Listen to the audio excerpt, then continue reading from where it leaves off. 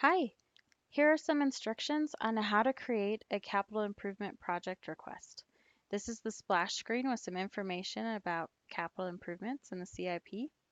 And here's a link to the 5-year plan. You can choose not to see this the next time you hit this tab by checking this box. That information is still available here in the About widget, and here's a link to the plan.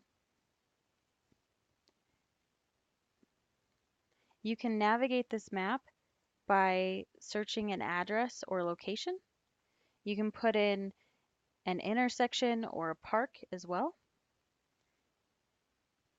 And if you know the name of the stream that you'd like to request a project for, you can click this orange button down at the bottom and enter a stream name or a portion of the stream name.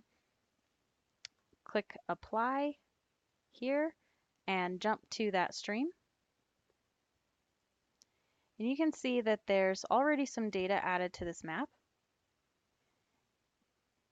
These are the master plan improvements, and they're on the map for reference.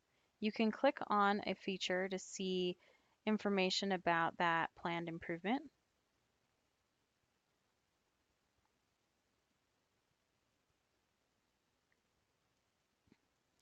And especially what study that improvement was recommended in. And those layers can get a little cumbersome or just take up a lot of space.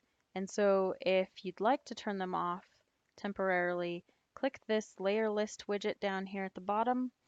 It's that gray one. And then uncheck master planned improvements. And you can toggle those on and off. So if you need them, turn them on. If they're in the way, turn them off. And then once they're off, you can see that there are these bright green lines left, and those represent projects that are on the 5-year CIP currently. And you can click on one of those and see details here and also what funding has been requested for the next couple of years. And if you'd like to request funding for one of these years that does not have funding added, click these 3 buttons here, go to the Smart Editor,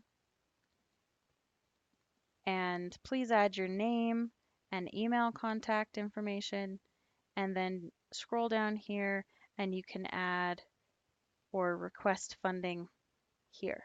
And so it's the amount of funding that the community has budgeted for the project and then the amount of funding requested by the district.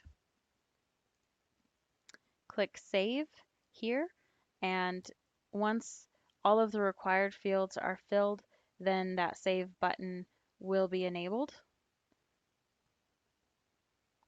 On this one, we'd want to know what master plan the improvement came from, and that's where those master planned improvement reference layers can come in handy. I'm going to click back to avoid saving any changes. And then the other option is to start from scratch and create a new project. So I'm going to grab this capital line from the Smart Editor and zoom into an area that I'd like to add a new project for. I'm just going to draw a line here. I'm going to double click to finish that line and then zoom in. And what's important here, this line can be really rough. We are going to go through and clean those up, but what's important is that we know where that starts and ends. Then the Smart Editor pulls up the form fields. If they're red, they're required. So we'll enter the community and then the requester name, email, what priority is that project for your community. And then a note about priority if you need that. Identify the master plan. You can start typing in this field to reduce the list.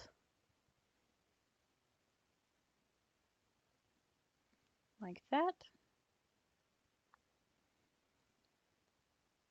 And if you know the page number, that would be great. You can add that there, or any notes about the master plan that you'd like to include. Then please indicate what the primary drivers are for this project. And if it's not on the list, you can add it here. If you change any one of these to yes, then this is no longer required. And then request funding here. Identify how much funding the community has budgeted for that project and the total project cost. Any additional notes you'd like to add, and then once all the required fields are added, click Save, and you've requested a project. If you'd like to see projects in table view, you can click this green button down here, and each of these tabs is sortable. So you can see it that way. If you're interested in a project, you can double click and it will zoom to that project on the map, and then you can close the table here to take a better look.